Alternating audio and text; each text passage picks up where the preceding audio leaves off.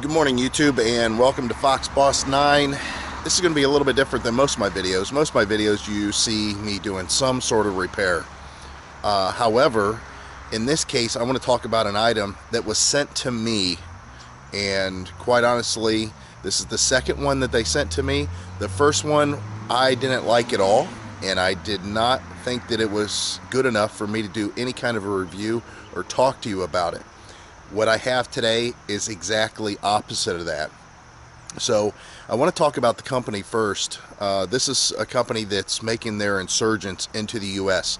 Like most things, you've got a lot of China that's being infiltrated into the US, but quite honestly, I think that overall we're kind of accepting it, and some of these things can't be found being made in the US, and even when they're made in the US, a lot of it is just being rebranded by a US company. It's actually being manufactured somewhere else.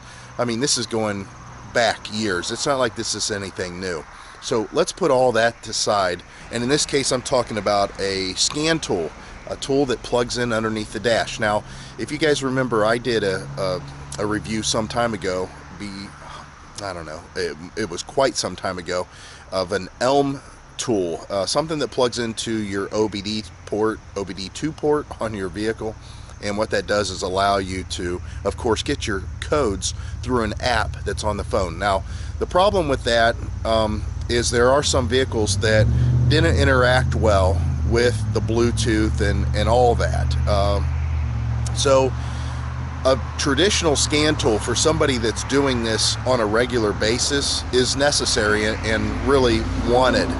The company I'm talking about is Untitled Tech, and it's A-U-T-E-L Tech, and they have been around for a little while, but they're just getting remarketed, rebranded, and sent into the US. And I'll tell you, whoever's doing the work is doing it quite well, because the first scanner that they sent me was very crude. The instructions were difficult to read and follow, and not only myself trying to make it work, which I couldn't, my wife, who does code scan reading, she manages an auto parts store, and she's been there for 20 years. She has had numerous scanners that she has read numerous cars, because a lot of the auto parts stores, offer that service for free, in hopes that you buy parts based on the codes that you get. Well, that's not always the way to go. What you should be doing is getting codes and then determining if those codes are caused by a part failure, not just to buy parts. Well, you can't really do that at the parts store. You can bring your car up and get your car scanned and get a code for it, but then at that point you need to go back home and screw around with stuff and see if you can test and find out what's actually wrong. Well, the scanner, having one in your hand, will allow you to do that. Now, getting back to what I was saying about my wife, she tried to use that first scanner they sent me about a year ago, and she couldn't even get it to work. She couldn't even figure it out. It was just too many steps and too difficult. That's not the case with this one, and this is very nice. So let me show you what I'm talking about. So you can see this one, of course, again, the name is Autel.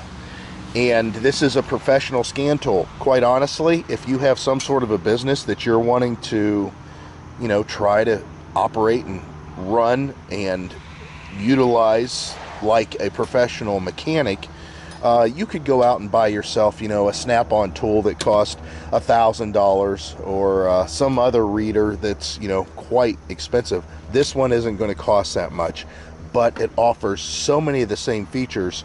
You really could use this.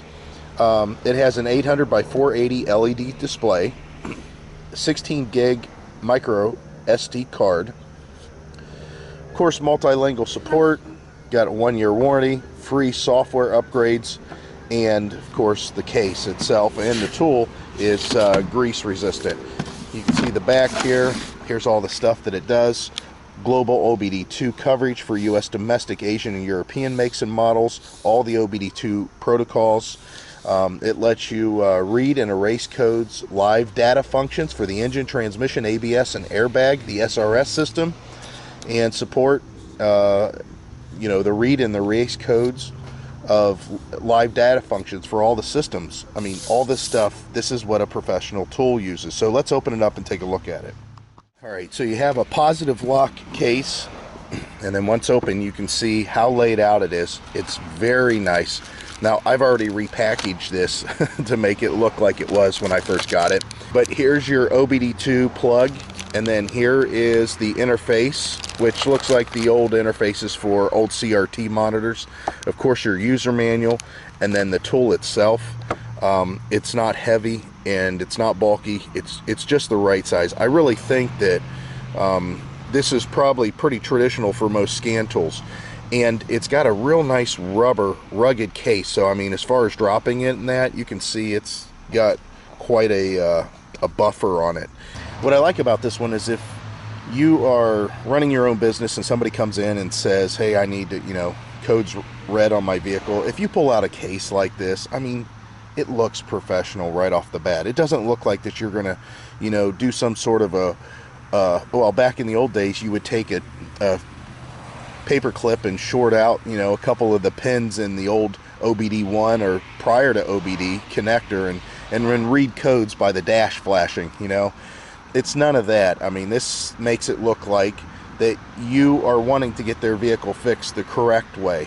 As far as the way that it reads and the codes, we'll go ahead and run out to my wife's little Honda, which is her little winter beater, and it always has a code in it of some sort. So let's go see what it says. Alright, so without my wife ever using this one in particular, I'm going to have her go through and turn it on so you can see what kind of the first time situation is and see if she can figure it out, you can follow the same steps. Now, in her Honda, again, we know there's a code. There's always a code in this little car. And she wants everybody to know that on most vehicles that your cigarette lighter, your power port needs to work, because the same fuse that operates the cigarette lighter or the power port is the same one that powers the OBD2 power port that will power these scan readers and give the ability for the scan reader to pick up what it has, you know, coming out of it. So let's go ahead and see what happens here. She's just going to plug into the OBD2 port. If you can't find your OBD2 port, you can look it up on Google. Most of the time I know exactly where mine is. It's right here. You just plug it in and it looks like it's coming on. And then I'm gonna click, you always have to have your key turned to the accessory port. I don't know what I'm doing, so I'm just gonna guess that this is an Asian vehicle. And wonder if it was American Honda. Wonder if American Honda would come up. Yep, there you go, USA. So yeah, I mean, this is without any instructions at all. She's just doing this from the seat of the pants. It's telling her to start a new session, and it's doing a diagnostic. I mean, right now, again, she's never ever touched this thing until just now. And you can see how easy it was to figure out. The last one that we had was so difficult, so confusing. We couldn't even hardly figure out how to turn it on.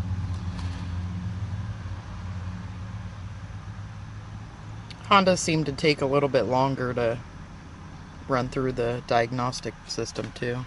I've noticed over the years. How many vehicles do you think you've run codes on?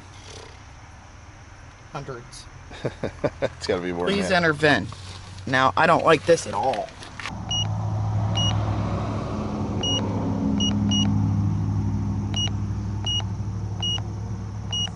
Most scanners, you don't have to enter the VIN number. I'm not quite sure why it wants the VIN. So there it goes. It's telling her what she has. It's asking if it's a Civic or a Civic Coupe. Obviously, it's a four-door, so... You have to click OK, not... Alright, so now that she's got all that information in there... Control unit, vehicle details. I have no idea. Well, try one. Let's see what that says. Oh, it's asking what unit you want to test. If you want to test the engine program fuel injection, the automatic transmission, the SRS, or the ABS, TCS, VSA system. So it gives you two choices. You can choose which you want to do, if you want to do the system and test it, or in each individual component, which that's kind of nice. I mean, if somebody says I'm having a problem with my ABS, that'd be kind of cool. I don't want to know that there's anything wrong. Yeah. Yeah, it should be an emissions code. this is an old car that we've had for quite a few years. All right, so we're going to go down to read codes. That was a phone, that wasn't the diagnostic. Yep. Oh, yeah, there we go. So it's saying there's a evap control system leakage, the evap canister area, and same thing. So yeah, same two codes, and you can save these. And the nice thing about it is there's a USB connector, so I'm sure these could be downloaded. Again, in the instructions, I'm sure that there's some sort of program that they may want you to use possibly. She can erase the codes here at this point. She can look at ECU information. She can start it. She can actually collect real-time run situations. I mean, there's a lot that can be done with this thing. But in her case, she just wants to erase her codes and go about normal, plain old, everyday driving until it pops up again. But again, you can see in real time, we are about 10 minutes in, and she has done all the codes herself and got all this information without knowing anything about this box. Now, if you want to look over here, there is a ton of information in this booklet. You can see it tells you everything you need to know and all the things that it does. Now, there is a quick guide here. You can make a custom list. Oh. The vehicle speed, the engine speed, ETC sensor, IX sensor, map sensor, baro sensor, TPS sensor. Oh, so you can mark just what sensor, you want. Yeah. You can mark just the things that you fuel want. trim, Which, the again, battery. This is a professional scanner, so there's no reason why this couldn't. Oh, that's kind of nice. Alternator. Right. Wow. So this could test to see if your alternator's running a little low. But there's a quick start guide in here. I suggest you guys go through that first, and then the user's manual. Look at how to use it. I mean, this is something that we're just using for review. We knew what the code scanner problem was, or the code problem was on this vehicle already. But without something like this, I mean, you kind of look like a shade tree mechanic, and there's nothing wrong with that. It's just, you know, one thing I always say that you should do is have the tools if you're going to be doing the work professionally. So as my wife mentioned, she just sells parts. It's not something that she does as far as repairs. But as far as if you are a mechanic, if you want to be able to offer this service, or maybe you just want this information for yourself, if you have a car that you're having some problems with, I mean, this isn't that expensive. I've always said that if you need the tools to do the job, you should buy them, especially if you plan on doing it for a long time, especially if you're a young person. That's how I started with myself, and I have so many tools, it's ridiculous.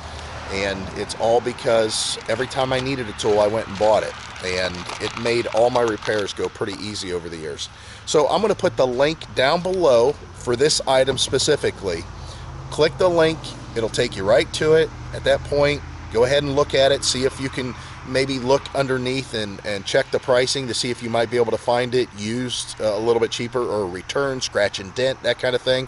Or full retail if you're trying to, you know, again, go into business for yourself. Or if you guys know someone that's into cars, this would make a great Christmas gift. I appreciate you guys watching my videos. Again, I know this one is kind of out of the realm of what I normally do. Normally I'm right on top of making the repair itself and showing, you know, step by step, but I wanted to cover this because I've had another scanner that was sent from the same company, and I told them flat out I'm not going to do a review on it. It's not good enough. It was very confusing. We couldn't even turn it on, and they understood entirely. And again, it's been about a year later. They sent me a real nice letter saying that they have worked on their product quite a bit and they've upgraded, and here we are. We've got now a very, very good scanner, and something that I have no problem talking about. So again, guys, thanks for watching the video, and hope this works out for you. Bye.